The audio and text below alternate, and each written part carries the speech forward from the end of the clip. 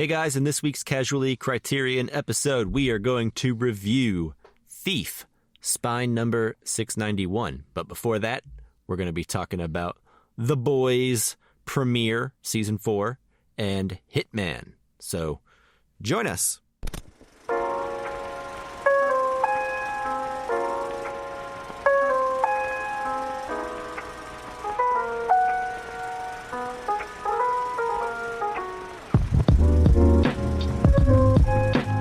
Hello and welcome to the Casual Cinecast powered by Cinelinks, the show where we talk about the TV and movies we've been watching, as well as do a deep dive review of a current movie or a classic film from the Criterion Collection as voted on by the listener via X/Twitter. This is one of those Criterion episodes, which we like to call Casually Criterion episodes. The film that won our last listener poll was Thief, spine number 691. My name is Justin. With me, as always, is a man who is here for one last big score, one last big podcast episode. Then he can retire to wherever he wants to retire to, because that's how much cash we're making on this thing. Probably the same place, just not doing a podcast. Yeah. Mike, how are you? I'm doing good. Doing good. Ready for this this episode, I guess, being the one last big thing. Yeah, one big score. Yeah. How about yourself? How are you? I'm good, man. I don't know what I'm going to do without you, but do solo. I'm thinking, yeah, just me talking. I don't see how that could go wrong at all. Yeah. How could that not be interesting? That's really, how could you'll probably get more listeners. Probably. I think so. But generally, outside of that, I'm good, man. It's raining a bunch down here in Houston, so I don't think you'll be able to hear the rain, but if you can hear the rain, hopefully it's just calming and soothing. Yeah, and not annoying and distracting. No. But yeah, okay, so you've been warned, listener. You may hear rain. But other than that, I say we get into it. Yeah, sure. Let's get the show started. Let's do it. You on the mark!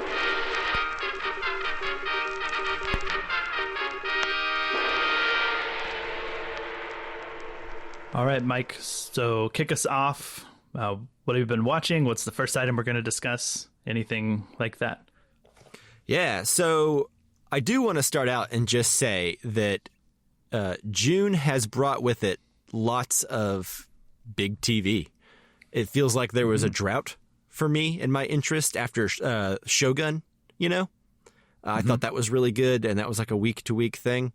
But then all of a sudden now, I feel like I can't keep up with the stuff that I'm interested in. There's like Interview with a Vampire, season 2. Oh, wow. I'm watching The Acolyte week to week. What we're about to talk about here in a minute, The Boys premiered, and then House of the Dragon just like a couple days ago, season 2. So lots and lots of stuff happening right now, and it's pretty exciting. I just want to throw that out there real quick. Oh, you're a busy man. I know. It's good stuff. But anyways, what we're talking about today are the first 3 episodes of The Boys. I don't think we're going to get super into like specific details, maybe, because this isn't the place for that. But I guess if you don't want to know anything about season 4, just, get out. But I will say that this show is one that I am happy is ending at 5 seasons. Yeah. That got announced recently, right? Yeah, the creator announced that he wanted to end it after 5 seasons. That was his plan. And I think that's a good idea because I enjoy The Boys. I've been a fan since season 1. I remember discovering it, felt like a breath of fresh air. It was something new and unique, and the satire and the clever writing. And I've enjoyed it every season since then. But each season does mount this feeling of how often can they just kind of reset the board every season. Right. And back to the status quo, kind of. You know what I mean? Mm-hmm. Without things progressing farther. You know what I mean? And I think season 4 so far has kind of continued that. I think it's quite good. I enjoy it still. But I am starting to feel like they have to come up with contrivances and things to keep the story going or to keep things the same so that they can do more episodes and keep the same tone. And I will say that's starting to show a little bit. So I'm happy that there's a light at the end of the tunnel. Yeah. That out of the way, I will just say that, yeah, The Boys continues to be a good time. It's gross. It's funny. I will say that the writing this season feels a little more on the nose, maybe, in some places than previously. And I wonder how much of that is me just kind of getting used to it and knowing what to expect now, and it's not surprising me as much, or they're trying to be less subtle on purpose. Yeah. You know, I don't know because, you know, the times we live in are not subtle. You know what I mean? Sure. Yeah. I think it could also be kind of the same reason that Stephen Colbert quit doing the Colbert Report, you know, however many years ago, 10 years ago, almost, I think. Yeah. The wrong people were backing it for the wrong reasons. Yeah. And I think he struggled to parody what was going on. Like the actual news felt more like the parody that he was doing, like more and more all the time. So then it just felt like, how do we parody that? It's already a parody of itself. And I'm just wondering if this season feels that way because the people that they're portraying feel like a parody already, feel like satire. Yeah, in real life. It's that, and there's just certain like elements that I think are a little bit more like in your face, and I can get into that in a little bit. But what did you think of the first 3 episodes of The Boys? Yeah, I thought they were good. I do think we've progressed in some small ways that keep it interesting. I don't know if I've felt what you're talking about, where it feels like we reset. I do feel like the progression is pretty decent. I don't know. I would love to hear some like more examples, like specifically of that, because I don't personally feel that yet. I could see how it would if the show just kind of indefinitely continued. After the finale of season 1, I feel like maybe they're trying to bend over backwards to come up with reasons for Homelander to not just kill the boys. Oh, okay. Yeah. To just go to where they are and kill them. Yeah. You know what I mean? I don't know. Same with like the head popping lady. Yeah. Like, it's just like, there's too many instances where like characters that are supposed to be enemies end up just having conversations with each other that end in next time I see you, it may not go this way, or you know what I mean? Like something like that. Yeah. And too many of those really take me out of it. And I don't want to feel that, you know what I mean? I want to just, sure. I want to think that everything's dangerous and that any minute, like someone, because like what the show does really well is that like anyone could just explode in a huge thing of blood at any time. Not usually main characters, but you want to feel there's a little danger, you know? Sure, yeah. Okay, so it has had a bit of that from the get-go for me, of that sort of like thing I feel in like Superman movies where it's like the danger doesn't feel as that daunting for Superman because he's so powerful. And I do find it interesting, like how they're going to kill Homelander, but Superman's also so powerful he could just, you know, take out anybody. So yeah, I'm with you that I've been struggling with that, and I guess too, I understand the point that the longer you have to suspend that disbelief or like set that aside, the harder it is to not think about it. Yeah, that's kind of where I think season 4 for me personally has been the weakest so far. Mm-hmm. But if you don't let that ruin everything for you, there's still like, it's still a very smart show. It's well made. The production value is high. The writing is funny. The characters are great. The performances are good.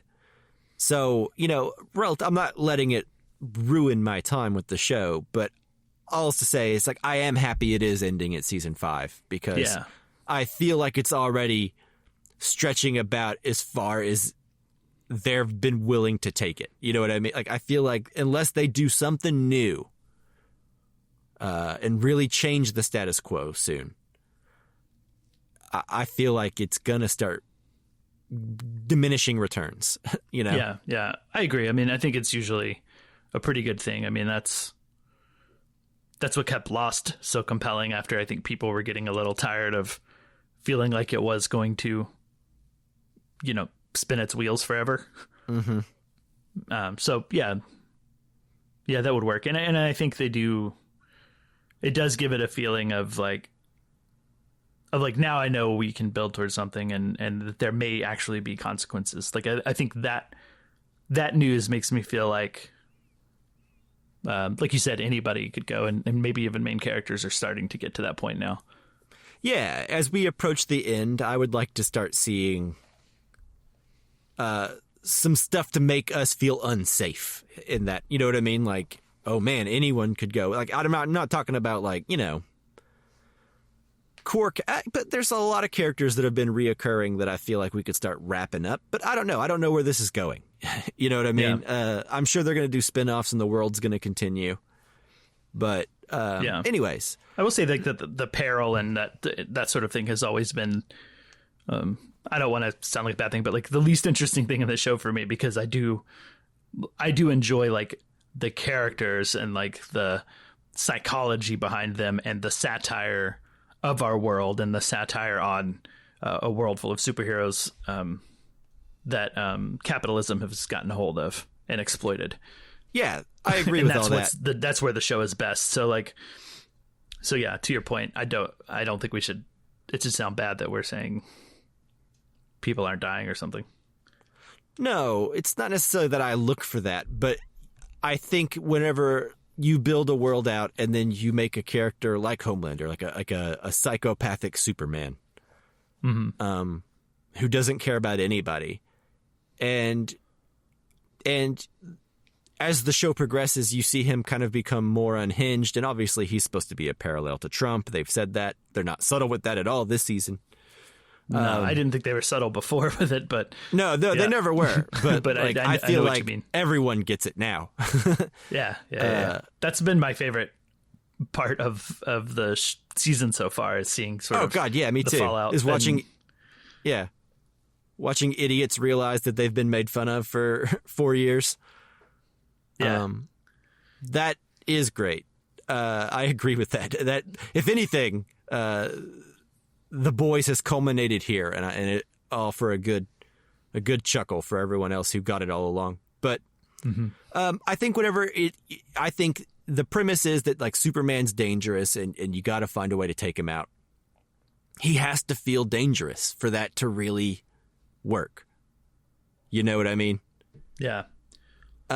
So yeah, the satire is great. If a little on the nose this season, still funny. Still sharp, still much better than most content out there. I don't know. I kind of wish. I wish that. I don't know. I especially like in the third episode of the fourth season. Like there's a scene where like one of the boys is sneaking around above Homelander, you know, and he kind of like. Gets onto him, and they have a close run in, you know. Mm-hmm. That would have been cooler had I been worried. you know what I mean? Sure. Yeah. So it's just I feel like the first couple seasons they were able to pull that off because you didn't really know what the pattern was yet. Now, 4 seasons of 3 point, whatever, 3 episodes into the 4th season. It's just a different kind of enjoyment now. It's moved into something else for me, where I am having to like enjoy the show, appreciating it only on those levels, as opposed to like the show. I think doing a lot of things in the first couple seasons for me. Mm-hmm. It's just doing less for me now than it was, while still being better than most things. Yeah, I get it. For sure. And I really enjoyed the Christmas on Ice or whatever. Yeah. You can't say funny. Christmas Ice-capade sort of musical that they were rehearsing. And I I like the Marjorie Taylor Greene character. Oh yeah, the redhead Firecracker? YouTube firecracker. Yeah, I like her power. It's just like sparks. I know. Yeah. Like that's it. Okay. Yeah. It's even worse than Starlight's power. Yeah. Well, at least Starlight can kind of fly now. She's getting there. That's true. I like that. I like that they do still manage to shock me on and surprise me sometimes. Like I think there have been a few moments this season that have surprised me, particularly with like Homelander killing people suddenly, whether by intent or accident. There's been a few of those moments that, even though they don't involve main characters, I'm just like, whoa, wow. Yeah. That's shocking and or unsettling. Yeah. And the show's always done that really well, I think. Yeah. Yeah. I don't feel like it's lost anything on those terms. No. Because like I said, really it still good looks stuff. great, sounds great. Like the violence looks like really high quality, if that makes sense. It doesn't look like a bunch of CGI blood squirting everywhere, which a lot of TV shows can. Yeah. You know, the costumes are great. The performances, the cast are all like exceptional. So it's still firing on those cylinders. I will say, though, last like negative towards the show, and then the rest of my feelings are all positive. I feel like Kimiko and Frenchie. I feel like every season they kind of have the same thing going on. Yeah. I don't know. I would like a different kind of plot for them. You know, like Sure.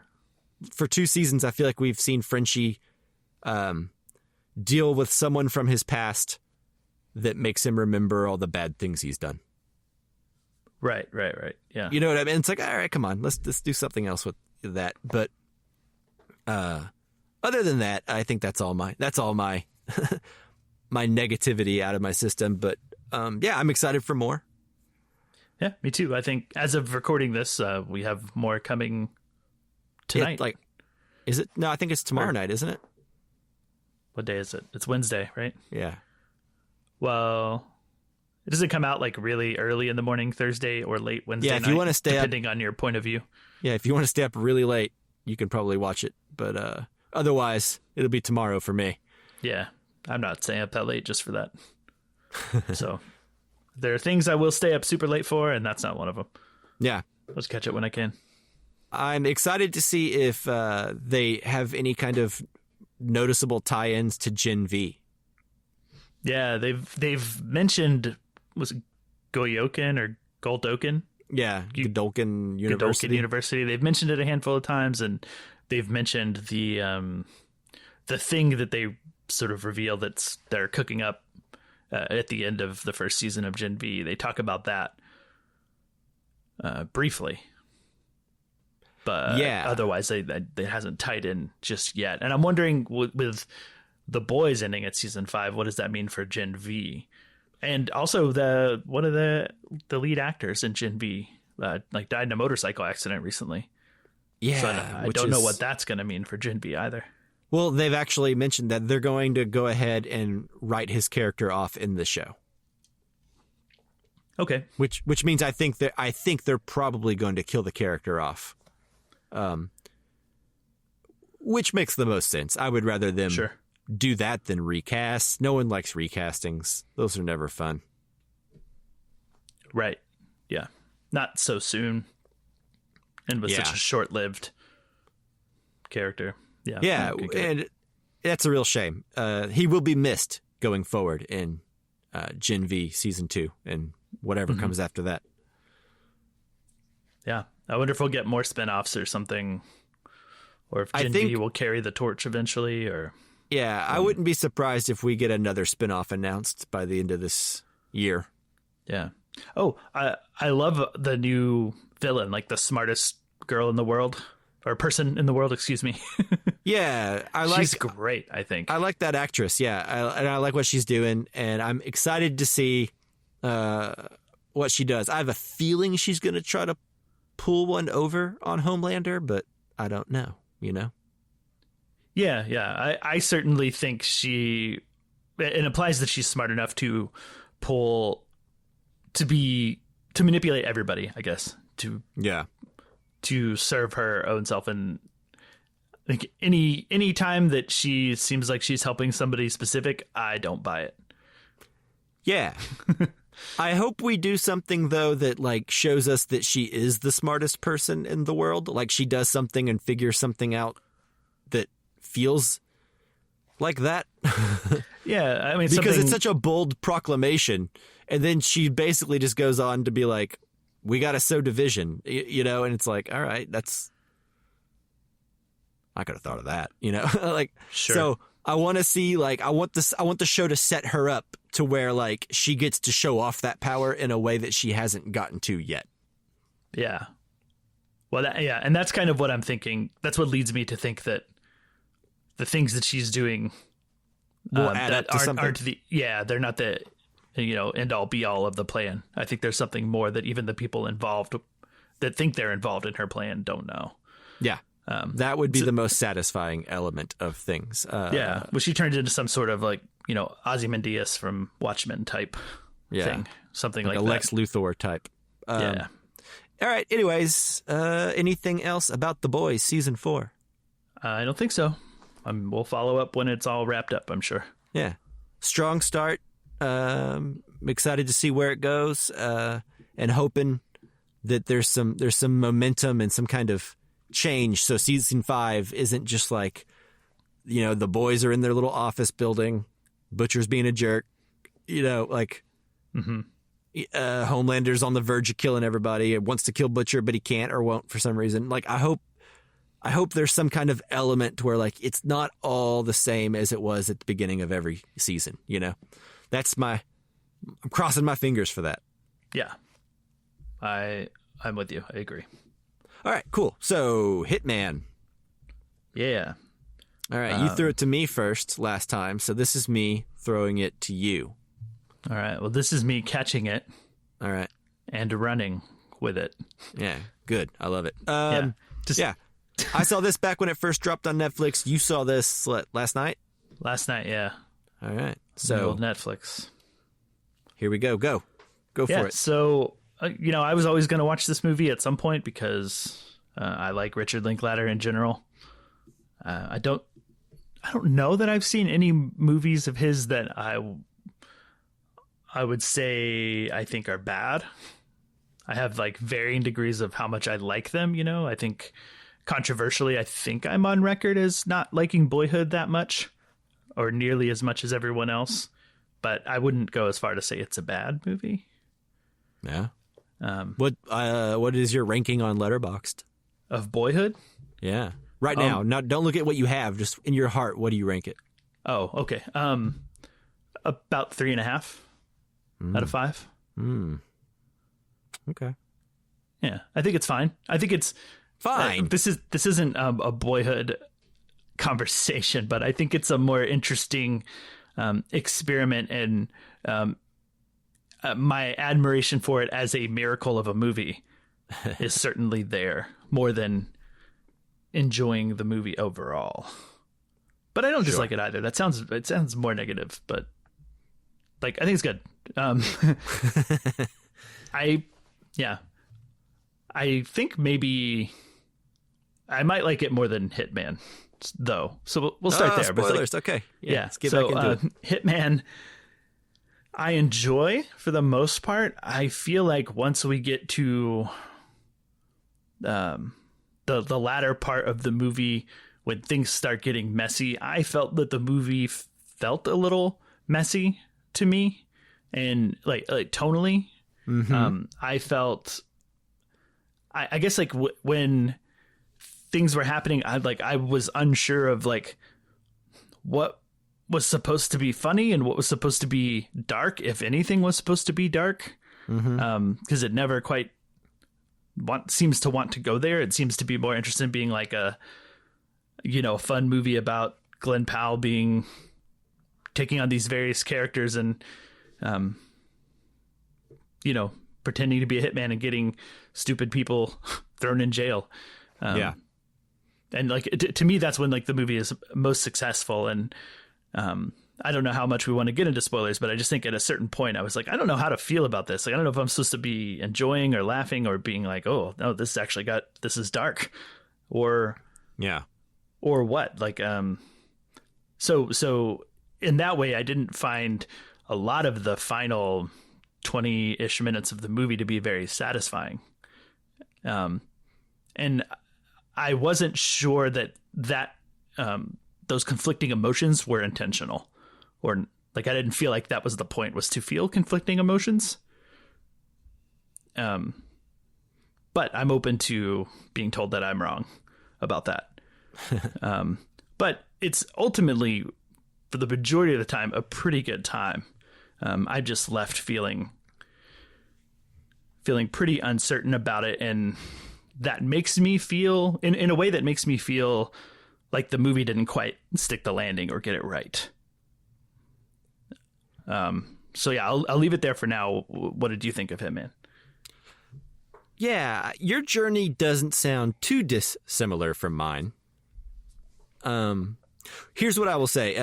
I think what we should do is we should talk about it for a little bit more, then announce spoilers, and then talk a little bit spoilery about it before we get into the main review. And that way people can listen for a little bit, and then once we get to spoilers, if they don't want to hear any more, they can just jump ahead in the show notes.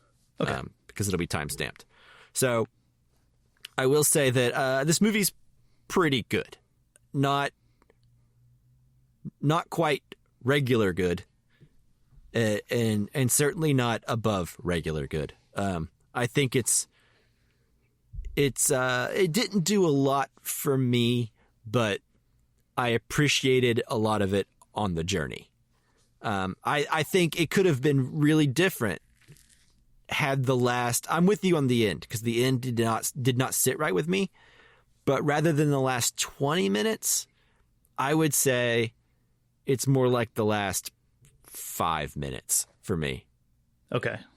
Because at the beginning, the movie wasn't super doing it for me, right?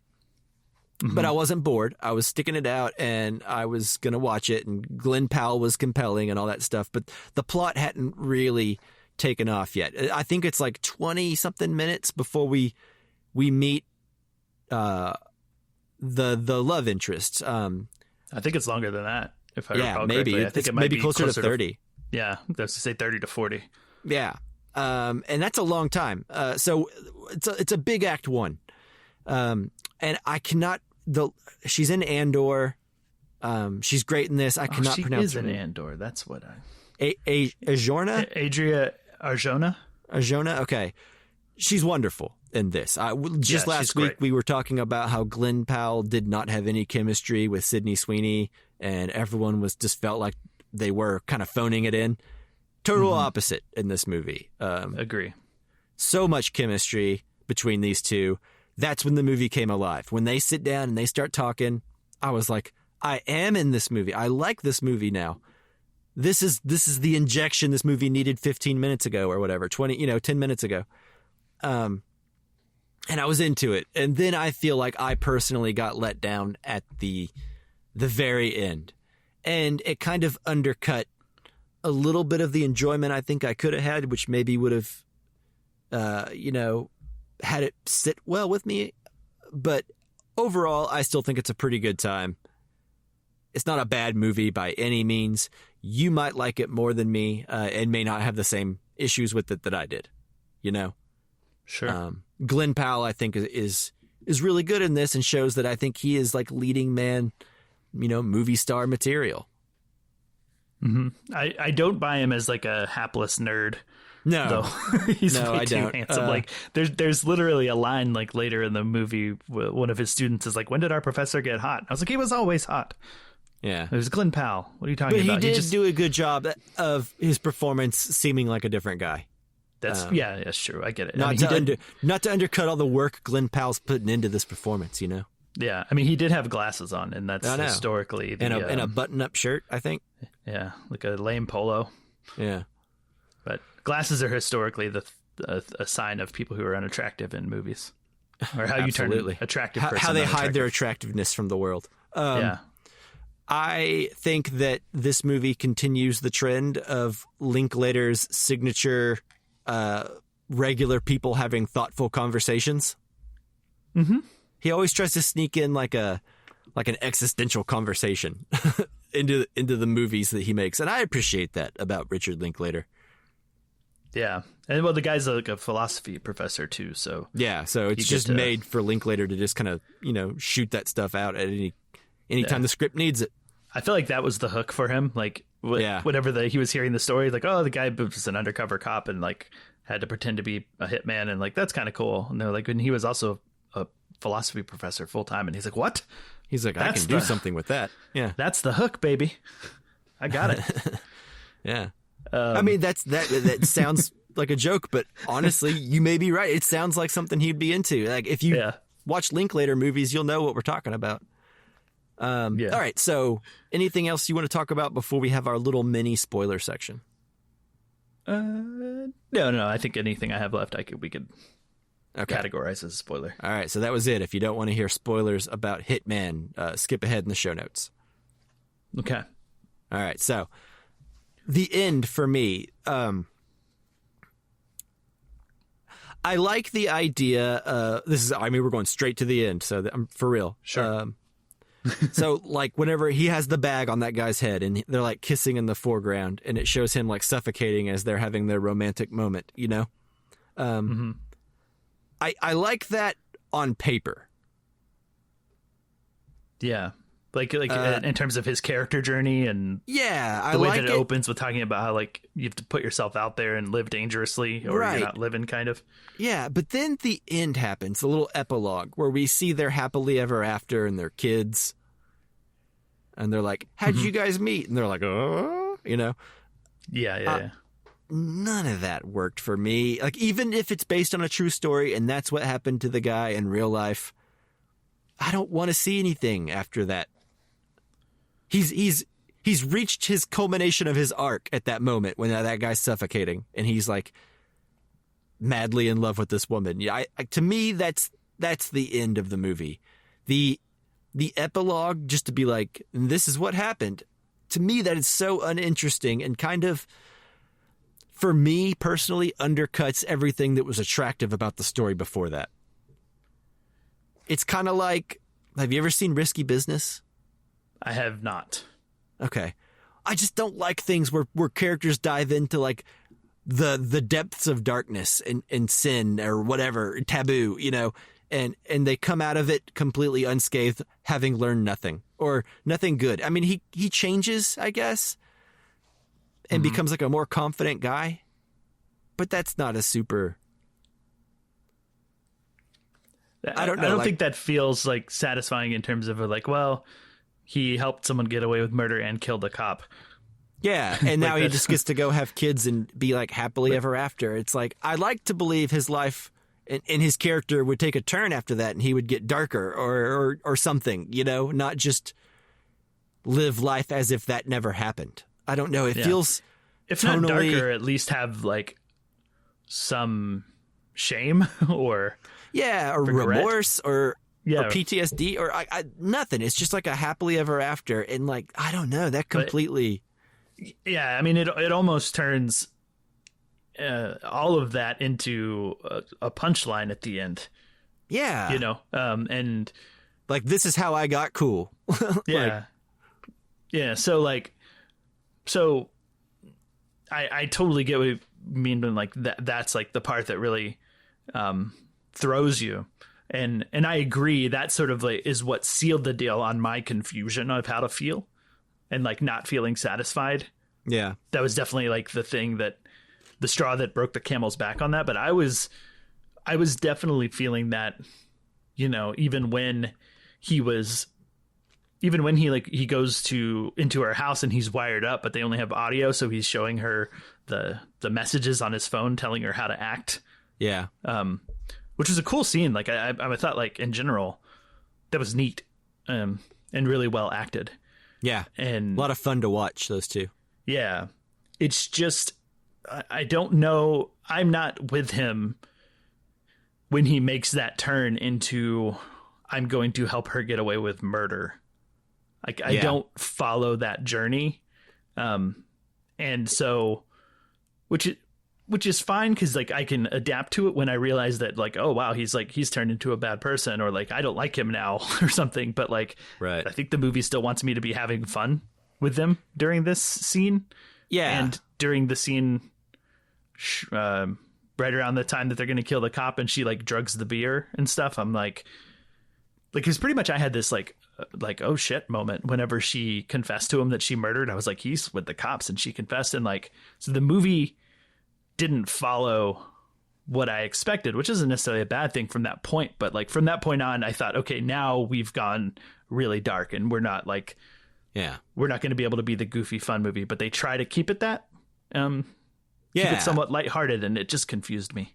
I'm with you to a degree. I wasn't, here's what I'll say is, from the beginning, I thought what was really clear, like 20 minutes after those characters meet, was like, okay, this is a story about how he is like awestruck by this woman and he's completely under her spell.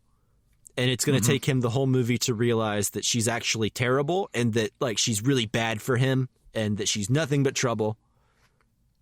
And I thought that's where the movie was going for a while. And then it's like, oh no, this is a love story between these two. I see. We're not supposed to think that she's like bad news. We're supposed to be with her. Yeah. Or like wanting them to be together. And I never really got there. I was like, she's beautiful and she's charming and I get why you're into her. But also equally, I thought the movie was setting me up for like, she's a femme fatale, not like a. Yeah. Not like the answer, but you know the what? girl of his dreams. Yeah, exactly. But the answer to his unhappy life. Sometimes flipping a noir on its head can be a good thing. So for me, it was a kind of a swing and a miss in that department. But I bet there's someone out there who's like, all right, cool. You know, subverted the femme fatale trope. Right. And I think you said this earlier. Well, shit, now I forgot what you said, but I'm sure it was profound and good. Yeah. If I repeat it again as my own idea, I apologize. But yeah, it's like, it's just that like, I don't know that it sticks the landing on that. Like, and because even when they had their first scene where they meet up and they immediately start flirting, I felt off. I was like, well, this isn't right.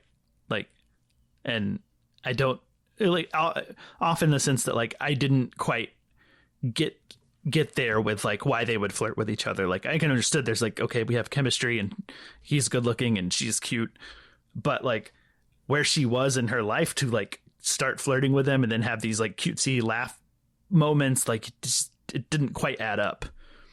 And I think from there, it just doesn't quite get it. But I wanted to. This is what you said earlier. Sorry. On paper, there's some cool ideas here, and some good ideas, and some interesting takes. But in execution, I just don't. I'm not quite there with the movie. I'm not on the same page. So, yeah. But interesting ideas and fun for a good 60% of it, I'd say. Yeah, and I still probably recommend it for people to watch, even though like I'm not like I don't know. I mean, I gave it 3.5 stars. I think that's what I gave it or intended. Yeah, to give it sounds more like I'm talking about like a 3-star movie, and I'm not, because there was a lot here to admire. I think I'm just hung up on why it's not rated higher. You know, which I tend to do with 3.5-star era ratings. I always tend to like talk about them as if I don't like them, but I think that's whenever you want to like it the most. So you're trying to really vocalize what didn't work for you, you know? Yeah. And I think it's close too. And that's what also leads me to want to focus on like what just quite didn't work. Yeah. Feels like I want it to work so bad. Yeah. So yeah, there you go. That's my opinion, and yours. Sounds like we're pretty much in alignment there, but are we ready to get into the main discussion? Yeah, absolutely. All right, here we go. Our review for Thief, spine number 691, starts now. Geisty lice. Just diamonds or cash? Fine. I'll make you a millionaire in 4 months. I wear $150 slacks. I wear silk shirts. I wear $800 suits. I wear a gold watch. I wear a perfect D, flawless, 3-carat ring. I'm a thief. Do you think that I have been waiting for you to come along? You're gonna marry her and have some kids? Yes. Hey, I'm talking to you. Hey. I mean, what is going on in your life that is so terrific? You don't know from one day to the next whether you're going to be killed, go home, or get busted. What's wrong with you?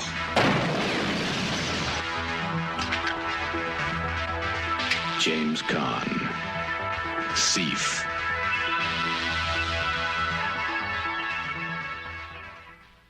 All right, so as always with our Criterion films, we will not be doing our usual spoiler-free section up front like we do for our newer films.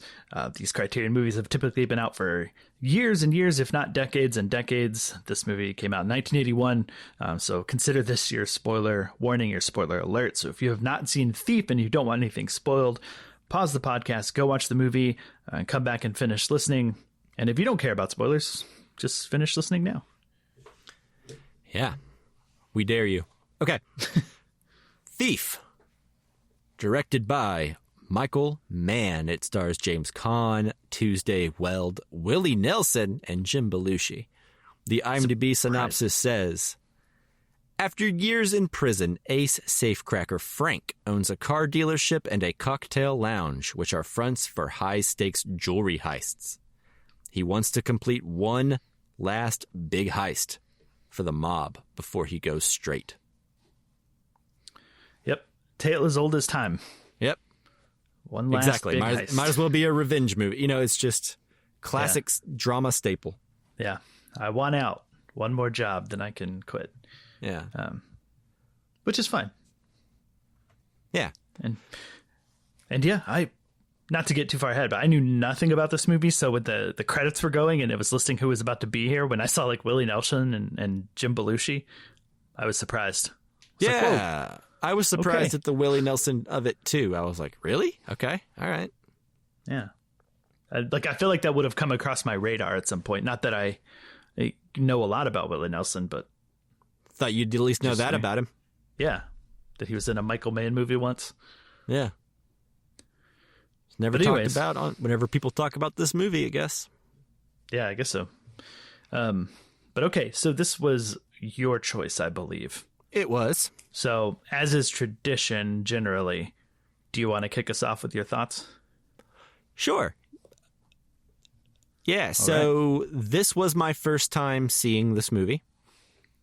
I have been wanting to for a while, which is why I chose it.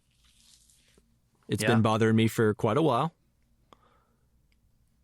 So yeah, it's been a while, I guess, since I've seen another Michael Mann film. I watched a lot of them a long time ago when I was younger. I never saw the one with Chris Hemsworth where he was a hacker. Black Hat? Yeah, me neither. And I haven't watched Tokyo Vice, but I've heard it's quite good. Anyway, which reminds me also, now that I'm thinking about it, I really want to revisit Collateral and Miami Vice. I was not fans of those movies when they came out. Yeah, but I liked Collateral more than Miami Vice. Me too. But I wasn't crazy about either of them. But I was also pretty young. And I think they might hit me different now. So I'd like to see them again. Anyways, Thief was interesting. I never knew exactly what to expect from this film, like you. I have been aware of it for a very long time, but I never knew anything about it. Turns out it's a stylish, slick little crime movie. I think it's very well paced and has some pretty cool, interesting, like criminal dialogue, you know? Mm-hmm. I will say up front that I did not love it, but it is good. And I think it's on the upper end of the Michael Mann movies that I've seen as far as rankings go.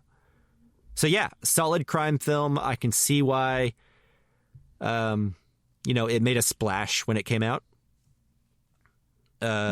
Michael Mann, I think this is like indisputable. Michael Mann has a very cinematic eye. Sure. Yeah. So anyway, those are my initial thoughts. Justin, what'd you think?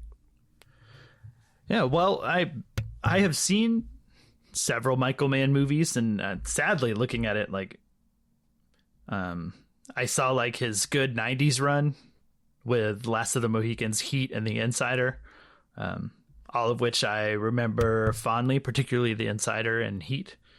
And then I saw bangers. Yeah, then I saw Collateral, Miami Vice, and Public Enemies. Were the other three movies of his I've seen prior to this. Did he do Black Mass? I don't see Black Mass anywhere on his. Okay, IMDb. I don't think he did. No. And I never saw Ferrari. Yeah. But anyway, so I never saw Ali either. But wait, he did Ali, the Will Smith movie? Yeah. Oh, I didn't know that. I did not know that. Yeah, I didn't either until looking up stuff. But I never saw that. So I think with those 6 movies, it feels pretty safe to say he's hit or miss. Although I do see a lot of love for Collateral.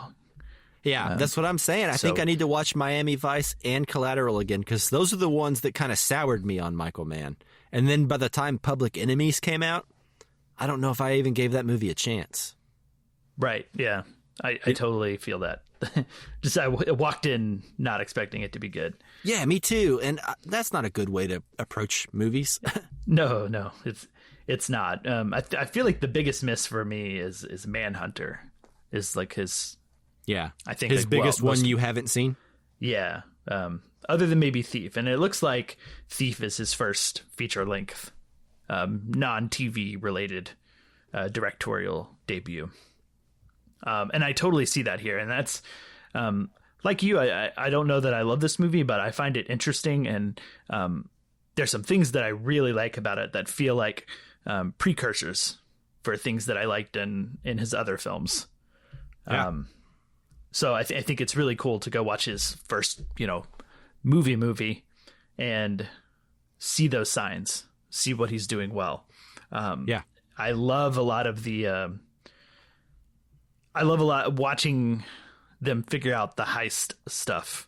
I think that's where this movie is like the strongest is, not just necessarily, the process, but the stillness and the tone in which he instills in these heist scenes in this movie, I think are really top notch.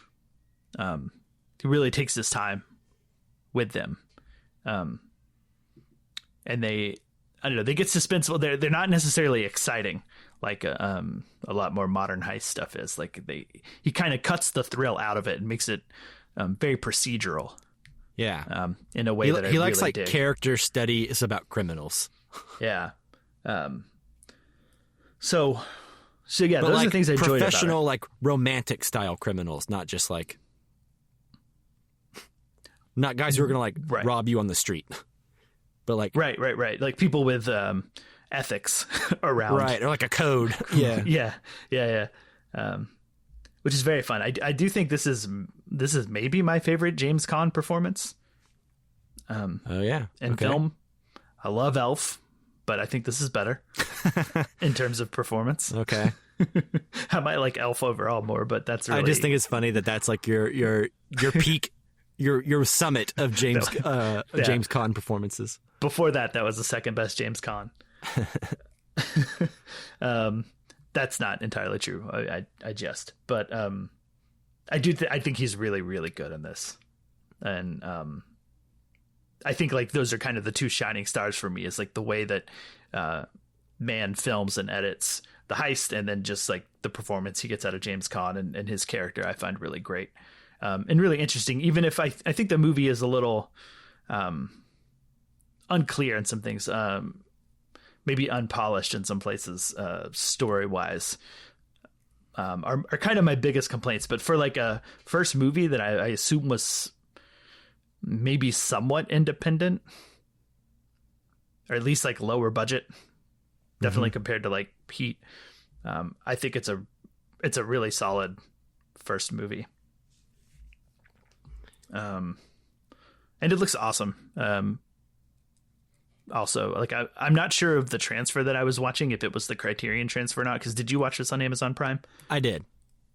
Okay. I don't recall seeing the Criterion logo. Yeah, I did. I don't know that either. it wasn't there. I'd love to see the Criterion transfer, because I'm sure I want to know how, a top tier transfer will look, because I think there's potential for this movie to look awesome, because there's so much great nighttime scenes and so much, bokeh and it seems like every time they're anywhere at night, it's just recently rained. Because there's always reflections on the ground and reflections off of cars and stuff that are making all these shots like really dynamic and interesting. Yeah. But it was pretty grainy. And I'm not sure if that was like a budget thing or just like a poor-ish transfer. I mean, a lot of old, even good-looking movies from that time had a lot of grain, Yeah. I think compositionally, it you could tell that he knows what he's doing, like him and I don't know who the DP is off the top of my head. Right. That's what I meant whenever, like I said, he has a cinematic eye. You could really tell he's got something here. Like, you could tell why he hit the scene and people noticed, I think what is really obvious when you're watching this movie or most other Michael Mann movies is that he is one of those directors where the style is the substance in a lot of places. Mm-hmm. Does that make sense to you? 100%. With the exception of maybe The Insider, my recollection of his movies is generally the look and the tone and the feel. Right. Yeah. Than other things. Like I remember very little of Heat other than how that movie feels. Yeah, that makes sense. So yeah, I agree with you. Yeah, I feel like this movie and many of Michael Mann's movies are just not that interesting plot-wise. And I don't think he's trying to reinvent the wheel on the heist movie or whatever, right?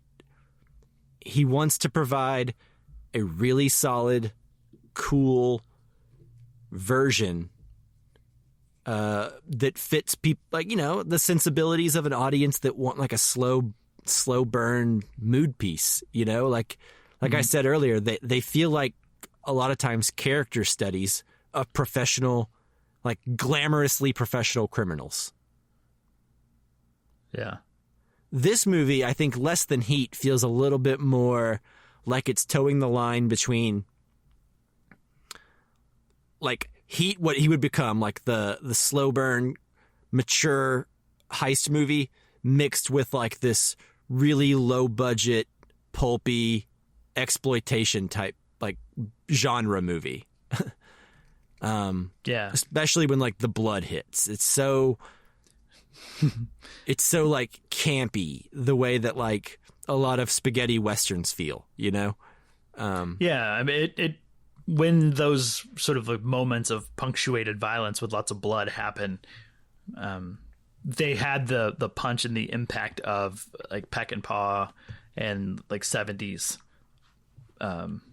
feel to it. And of course it's 1981, so we're coming right out of the 70s, so that like, right, it makes sense. But it jumps out. I think like it grabs your attention, and it surprised me.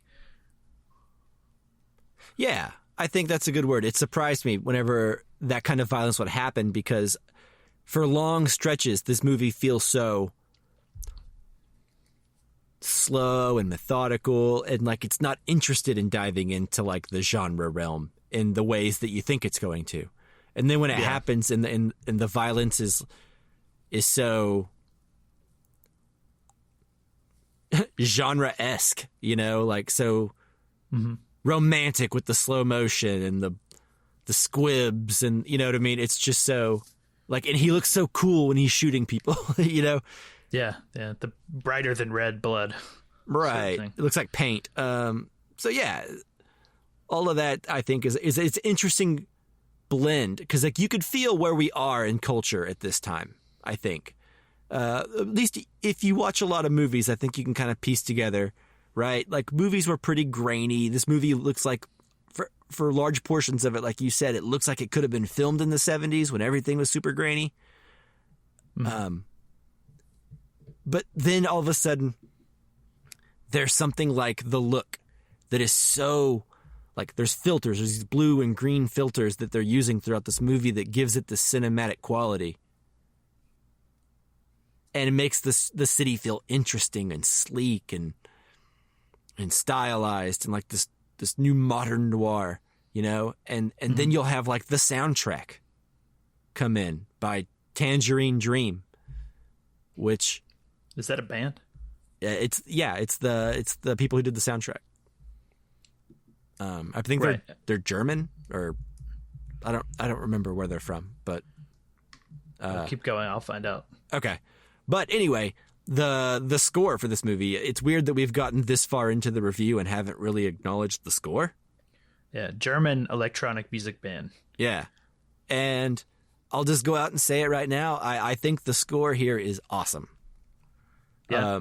It punctuates moments. It's like, it feels like Sergio Leone in so many ways in this. I feel like Michael Mann probably is a big fan of Sergio Leone. I'm just speculating. I don't know that that's true, but it feels like it because they both take very simple, pulpy plot lines that you've seen a million times before, and they make something that feels like nothing you've ever seen before because the way they use slow motion and cinematic language and editing and shots and composition and score and the way the score punctuates moments that make them feel bigger or more interesting than they would be in another. Like James Caan shooting like two guys isn't that interesting on paper because we see movies where John Wick kills like 35 guys, you know, but the way it's filmed and paced and shot and crafted and punctuated by score makes everything he does feel like the coolest thing that ever happened. Yeah. It makes him seem like the coolest guy, you know? Like James Caan is so cool in this movie. And it feels like he's treated like he's, you know,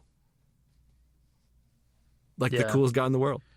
Sure. And maybe worth noting that he is a very cool guy in that like 70s, maybe early 80s way where like he can be kind of womanizing and forceful with women and it was acceptable at the time. Oh yeah, dude, that scene where he's like that scene where she's vibes. like trying to get out of the car and he's like shoving her in the car. Yeah, and outside of the like, nightclub. I appreciate that the movie kind of acknowledged it when he's talking to her in the bar and she's like, "No, I don't want anything to do with it." And he's trying to talk to her and he's being pretty aggressive, and even the other people in the bar are like, "Hey man, leave her alone." Hey man, that's not cool. And then he like shows his gun. Yeah. That part's not that cool. That feels like an element of characters from a bygone era.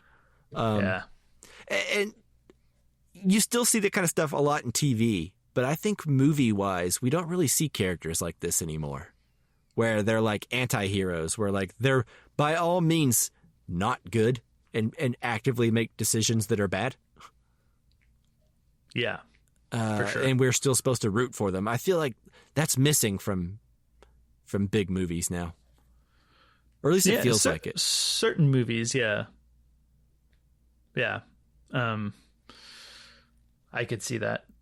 But, you know, I think there was a time where, like, that, you know, Harrison Ford and Blade Runner or Sean Connery and stuff were, like the leading man was all, like, it was just kind of the accepted thing. Like, it wasn't, like, that in itself wasn't enough to make them an anti-hero. Yeah. Yeah, and that was just now like, it would be. That was just a cool guy back then. Yeah, yeah. And I'm not sure what they were thinking. With the ladies, yeah. I'm not sure what they were thinking with this scene, but I was like, I felt pretty gross about it, him at that point of the film. Yeah, but, maybe it's a certain view of masculinity. You know, I mean, maybe it's possible that he's in there. They're commenting on it and not just, you know, I don't say they're endorsing it, but a lot of characters back then are like that, and people weren't afraid to have messy characters back in the 70s and 80s, and they just knew the audience would go along with it. Like, you don't have to endorse the guy to want to see the end of his story, you know? Yeah. Yeah, well, I just wanted the question for me would be like whether or not that was considered part of the messy character to them. I'm not certain. But you know, who knows? It is what it is. Because I do think there is like we're getting to that point, I think, of like questioning that sort of masculinity in society. And I do think this movie asks some interesting questions about masculinity and like the way that these characters act. Really quick though, to like finish up on your thought on the score, like I wonder where this falls in electronic scores of this type for like crime movies, you know, because I think in some ways this feels like, I don't know if this set the standard, because like it does feel like this is maybe what scores became for a while for this type of movie and this type of character. Funny enough, actually, too, so you mentioned Risky Business earlier. Tangerine Dream also composed the soundtrack for Risky Business. Yeah, that makes sense. And Sorcerer, which that I also makes sense somewhat recently.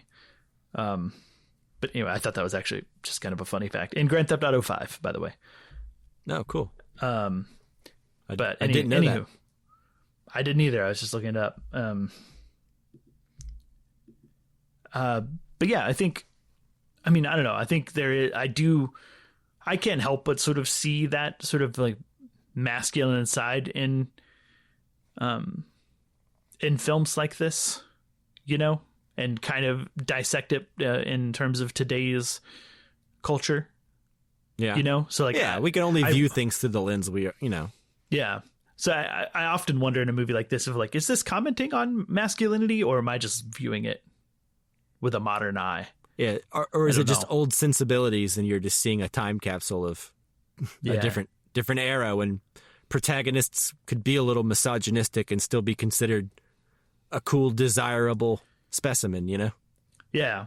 Or, you know, just being like overly macho and tough to each other, you know? And like there's the moment when Willie Nelson's character gets out of prison, and they go to visit him in the hospital because he's had a heart attack or angina attack, whatever. Yeah. And he walks in and he's like, I got 3 broads waiting for you outside. Come on. And it's just a sort of like, now it's just kind of this lame, like overly masculine joke. Right. I don't know, you know, I don't know if I'm supposed to read into that, but. Well, also look at the characters you're talking to. Like, that's the kind of thing that they did on The Sopranos all the time. And you're always asking yourself, like, all right, are these just these like Italian mobsters who are like ultra macho and trying to always be like showing that?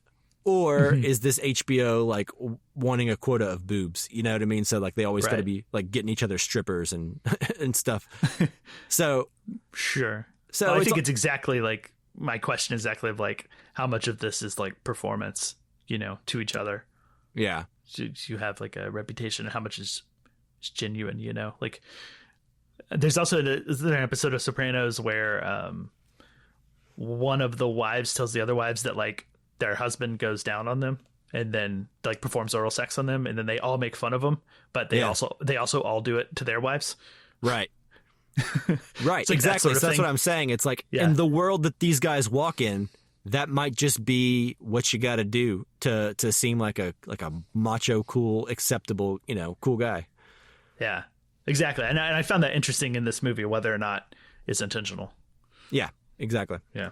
Go ahead. To kind of touch on, I guess, what we're talking about now, an extension of what we were talking about earlier. I do enjoy how the characters here are messy. Even Tuesday Weld, you know, they're sloppy and they have plenty of shades of gray. And I just appreciate that you're right. There are still characters like that in movies all the time, but I feel like in mainstream movies, characters feel so sterile a lot of times. Yeah. There's a lot of, I feel like good.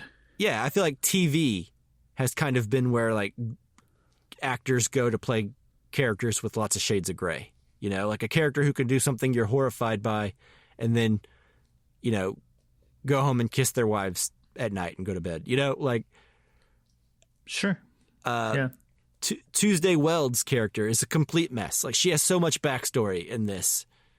And it's all just painting a portrait of this character to where you kind of understand and sympathize with her despite realizing she's a mess, you know?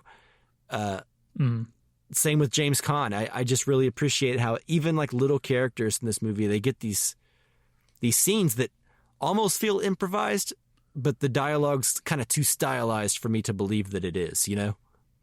Mm-hmm. But it feels like two people really talking at a table.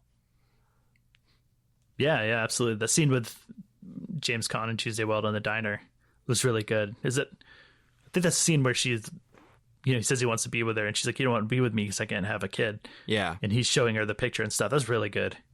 Yeah, it was good. And Tuesday Weld is always good. She doesn't pop up a whole lot in stuff, but every now and then she'll pop up in a film that I'm watching, some older movie. Next question. And I just think she's always great. She's always kind of playing people that are a little bit, like, little bit crazy, like, but not. She had that on lockdown, I feel like. Yeah, interesting. I was, when you said that, like, I was gonna say, what has she been in? Because like I didn't recognize her name or her from anything, but briefly looking at her. You've seen her in stuff. I have seen her in stuff. Cincinnati Kid. I think I saw Once Upon a Time in America, apparently. Yeah. Once Upon a Time in Falling America, Down. Cincinnati Kid. Yeah, Falling Down. Interesting. Yeah. Interesting. So she's been in stuff. I'll have to keep an eye out for her, because I mean, I thought she was good in this. And I felt for her. And I felt like when he's telling her to get out of here, you know, they have the...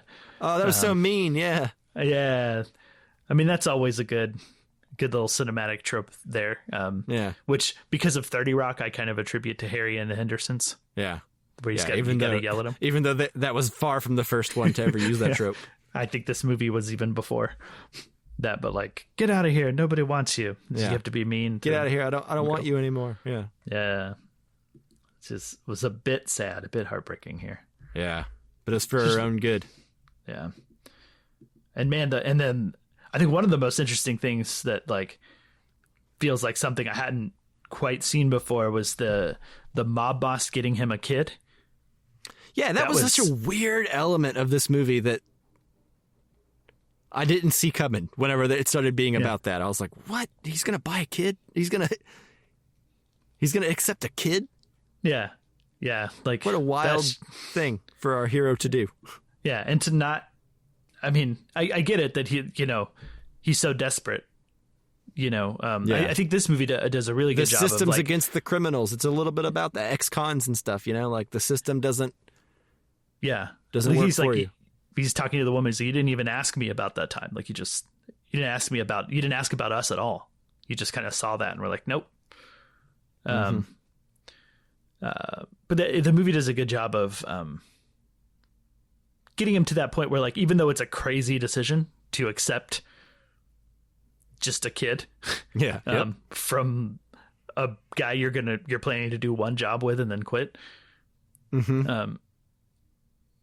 Like, it's such a bad decision, but the movie does a good job of getting him there, you know, between the scene of like the adoption agency and when I think it's in the diner scene again, when he's saying, you know, I went to jail for this and then I got out and then went back for this. And like, it was like 20 to 31 or something. He was in jail, or 22 to 31. And he is like, like 11 years. Like whenever I got out, you know, I missed so much time. I have to catch up. That's why I do what I do. Mm-hmm. That like perfectly sets up his desperation to me to want to see the potential upside. Cause we've got to play catch up. You've got to, you know, you get desperate times calls for desperate measures. Right. And so I did feel with him on every step, like logically speaking. I was like, man, don't do that. But I get why you are. Yeah. I have something interesting. I was looking at IMDb trivia for this. Apparently Jeff Bridges was Michael Mann's first choice to play Frank, but was rejected due to the fact that he was young and wasn't experienced enough to play a hardened criminal. Okay. Yeah. I think James Gunn's I almost called him James Gunn. James Caan's definitely got that on lockdown. He seems so like mean and tough and impatient, and you know what I mean? Like, yeah, I feel like James Caan strikes you as the kind of guy who like doesn't suffer fools. So you would always want to like make sure to just be straight to the point and stay out of his way, you know? Mm-hmm. He just kind of exudes that quality, I think. He looks older than he is. He looks hardened by life. Yeah. I think more so than Jeff Bridges ever did to me. Yeah. Or at least not what Jeff Bridges became. You know, he was... I don't know that he is always this sort of like dude-like character or, you know. Yeah, kind of gives off like harmless hippie vibes. Yeah. So yeah, he could have done it because, you know, he's not that in Last Picture Show. No. Right? No, it would have been interesting. Jeff Bridges did a lot of stuff in the 80s and 90s. I think in his older age, he kind of became more of that. But in his early years, he was like leading man material. Mm-hmm. Absolutely. He's handsome. Yeah. Do you remember Starman, the John Carpenter movie? I've never seen it, but I know of it. Oh. Okay. Yeah. Cool. Is it good? I don't know. I remember it being good when I was a kid. Okay. I mean, it's John Carpenter, so I'm sure it's probably something pretty... worthwhile. Yeah, exactly. in there. Okay, but back to Thief. So I've one kind of other thing that I mentioned to you in text a little bit, but I wanted to ask you here about it. The scene between Willie Nelson and James Caan when he goes to visit him in prison. I wasn't confused by the scene because I thought that what I was picking up on was very clear and intentional. And I got huge amounts of like sexual tension in that scene between Willie Nelson and James Caan. Yes. And I will say, because I explained this to you earlier, and then I started Googling some stuff to see if anyone else agreed. And did they? They kind of I found one post on a website called filmboards.com that was a 20-year-old post. One post, one result on Google that gave me what I was looking for, and someone asking that same question. And they did kind of point out, and once they pointed out, like I kind of saw this too, but that like that tension is very much one-sided from Willie Nelson. It's not like the two seem like they're into each other and in love, but like watching Willie Nelson, like he's kind of looking him up and down a couple of times, and the way that he's looking at him, I thought was full of sexual tension. I was like, there's something going on here because it is palpable. And so I kind of expected something like that to come up in the rest of the movie, you know, and it never does. But it did add an interesting context when he walks in the hospital room and he's like, I got 3 broads waiting for you. I'm like, oh man, they're covering this up good, huh? But I don't know. Did you feel that at all? Because it was punching me in the face during that scene.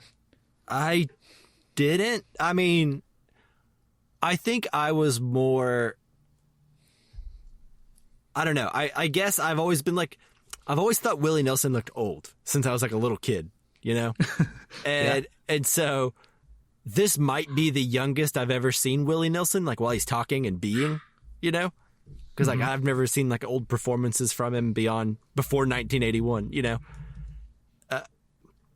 So I don't know. Maybe I was distracted by that and just like seeing him in a movie. I did not pick up on that really.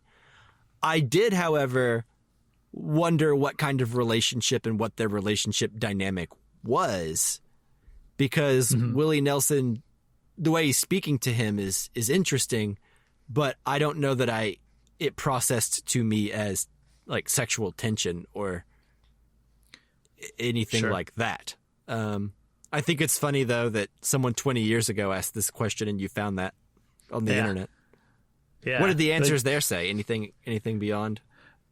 Someone posited the theory, and I might side with this, is that Willie Nelson is not a professional actor, and it may just be A bad his sort of performance? overacting attempt to look caring and like they're friends. Yeah. It just comes across Yeah. wrong. Because some people saw it and put it down to that, and then other people berated the person who asked the question for not paying attention to the movie because there's no sort of undertone of There's nothing in the them being text. gay. There's nothing. Yeah, there's nothing there because the movie goes on from there to definitely set them up as more of a father-son Yeah. sort of dynamic. That's which what I kind of would have squashes guessed before sexual tension, personally. Yeah, I don't know. I wouldn't want my dad looking at me that way. I'd be like, "Are you okay?" Yeah. But and you know, it's also paired with him. He does mention stuff about like the sex that happens in prison Oh, too, yeah. briefly. So that could have been coloring it a little bit. But Maybe go a watch tip that of the scene. hat for people who were looking for it. Yeah, I don't think so, though. go go watch that scene again though if you can when Okay. you have time. Like I'm just curious if you see it and See it in like, different eyes, maybe. It, yeah, and it definitely. I don't think James Caan is necessarily reciprocating, and I was wondering too. Is this just like what prison has done to them to him? Like he sees, you know, relatively handsome person, good looking person, and he's just like, okay, Yeah. Like, wow, Maybe 'cause you it- should try to contact Michael Mann and ask him. if I could, I would. I don't know if that'd be the first question I'd ask him, Yeah. but unless I was only granted one, then I might genuinely curious. All right. Because it could tie into the whole masculine thing we were talking about Yeah, too. it could. You know, you never know. I thought it was interesting, even if it ultimately led nowhere, and was probably most likely my misreading of the situation. Yeah. Maybe. Guess we'll never know unless you look into it further. But that's not the vibe I got. But I think that's awesome that you did and looked into it so much. Well, I didn't want to just come in firing things and have You wanted to have go you and wanted to have the anybody- receipts. You wanted to have evidence. Yeah. I don't want anyone to listening to be like, nobody in the history of this movie has ever thought that you are. Yeah, no one in the history Nuts. of the internet ever would have possibly asked that question. Yeah. But no. And to make sure at least it needed to be validated by at least one other Yeah. to bring it up. I think it's funny that it's 20 years old. Anyways. All right. So, are we done with the review of Hitman? Yeah. Well, I guess almost. The only other thing I wanted to say was just I enjoyed the whole sort of, I guess you could call it foreshadowing that Willie Nelson's character, you know, takes one step basically out of prison and then has a heart attack and then dies in the hospital. Mm-hmm. Basically, there's like, once you're in, you're not getting out. And I think that just kind of foreshadows Yeah. what happens to James Caan. Said like he's never going to get out, and makes it like a few steps out of the house after he goes in to kill everybody, and doesn't make it further than that. Or does he? Well, no, he gets up and he walks away, right? Yeah. Oh yeah, never mind. But I don't know that he lived. Yeah. I mean, it's good. He got shot with a big gun. Yeah, I guess I just assumed he was eventually going to die, but yeah. Yeah, I mean, it's possible. I think it's kind of like the end of Drive. You know, maybe he'll die, but he'll keep on going. Yeah, the legend lives on, I guess. Yeah. But even then, like, he had to upturn everything. He's certainly not getting his picture, right? That he Right. wanted. He's not accomplishing that regardless. Yeah. He's not getting out of this life no matter how much he wants to. Mm-hmm. But yeah, okay, now I'm done. Yeah. Good bow to put on at the end there. I'm glad we went back into that. Yeah. All right. Okay. So now time to choose the films for our next Criterion poll, correct? Correct. We just did 1980s, and now we're continuing our reverse chronological order journey through the decades. So we're on to 1970s films. We're each going to choose two. Mike, do you want me to go first? Because I feel like you went first the last couple times, so it's only fair. Sure. To mix it up. Yeah, go for it. Okay. First, I'm going to go with a film that I would really like to watch again, just because I remember enjoying it, and it's a major work of the director, but I watched it so long ago, I remember nothing about it almost. And that is Ingmar Bergman's Cries and Whispers. Which I believe is color, Ingmar Bergman. It is. Which is interesting as well. That's not the image I have in my head of Ingmar Bergman, so... yeah. When I think of Ingmar Bergman, everything is the cover of Persona. Really? No. Okay.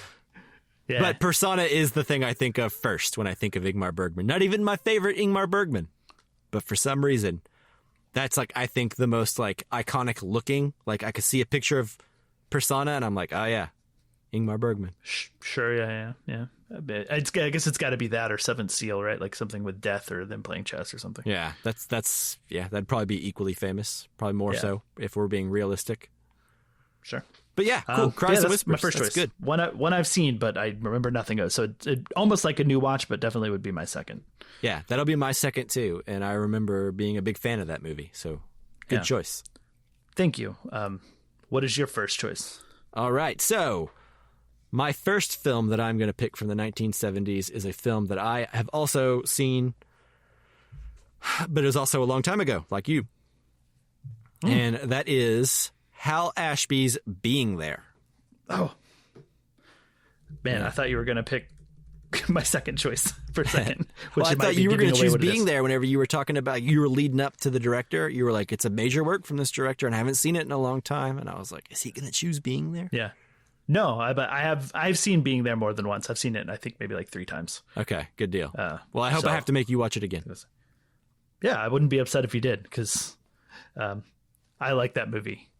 I think it's really fun and interesting. Yeah. Peter Sellers. All right. Anyway, that's right. my first movie. Okay. Well, so my second one was going to be Hal Ashby's Harold and Maude, but I don't like putting 2 Hal Ashby films in the poll. He's going to dominate the poll. But that's another one that I've only seen once, and I've been wanting to watch again for a long time. So instead, I'm gonna pivot to a movie I love, but we haven't talked about yet. And I don't know if I'm trying to think if we've done any of this director's films on the podcast. I don't think so. But this is a movie starring Richard Gere called Days of Heaven from Terrence Malick. Ah, yes. I've seen this movie many times, and I love it, and I think it's fantastic. And I want to say I got the 4K version recently. I've seen it once. Only once? Only once. Wow. Well, I remember it fondly, though. Yeah, it's great. I mean, it's probably my second or third favorite Malick movie.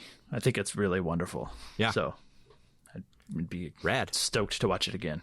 Cool. All right, what's your second choice? All right, so my second choice and the last film that we will be choosing this week is a film by Alan Pakula.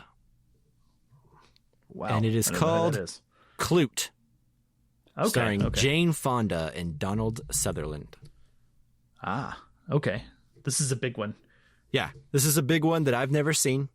In fact, I think it's a lot of films I've seen on this poll, but this is the one that I haven't. So, yeah, it's also the one that I haven't. I was going to pick, potentially looking at picking Don't Look Now, also with Donald Sutherland, which is also a film I haven't seen. Yep, I had that tab open as well. Yeah, so Clute fits in a similar category, though. Yeah, of Donald Sutherland movies you haven't seen. Yeah, that are on Criterion Collection from the 1970s. Yeah, absolutely. So yeah, I mean, oh wow, all great choices. Yeah, I feel like there's no losing here. Yeah, recap. here. These 80s and 70s polls that we've been doing, especially, it's just been so many movies. It's I exciting. know. And hard to choose. Like, we may just have to do this again soon. Yeah. Just start so we over could go back at the and get some of 2020s. it.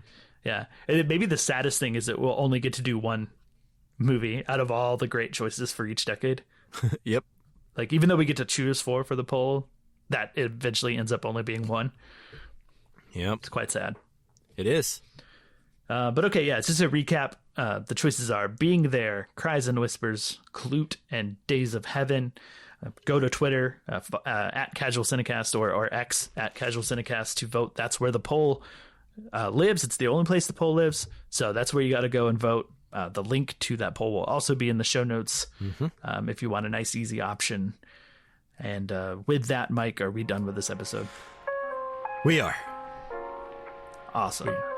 Well, thank you, listeners, so much for listening. As always, thanks Jake Wagner Russell for doing our intro and outro music. If you want to hear more of his music, go to soundcloud.com/bopscotch. All right. Stay tuned. Like, subscribe to this channel, feed, whatever you want to call it. Our next episode will probably be The Bike Riders, the new Jeff Nichols movie. But if not, it'll be the winner of this poll, probably. So Yeah, I believe that's the Lance Armstrong biopic, right? Bike Riders. Yes, exactly. That's exactly Love what it. it is. Knew it. I'm excited. Yeah. Nothing wrong with Lance Armstrong. Big Nope. fan. Dude's never done anything bad. Only good stuff. That's right. All right. I guess with that, I'll talk to you later. That's right. Bye. Bye.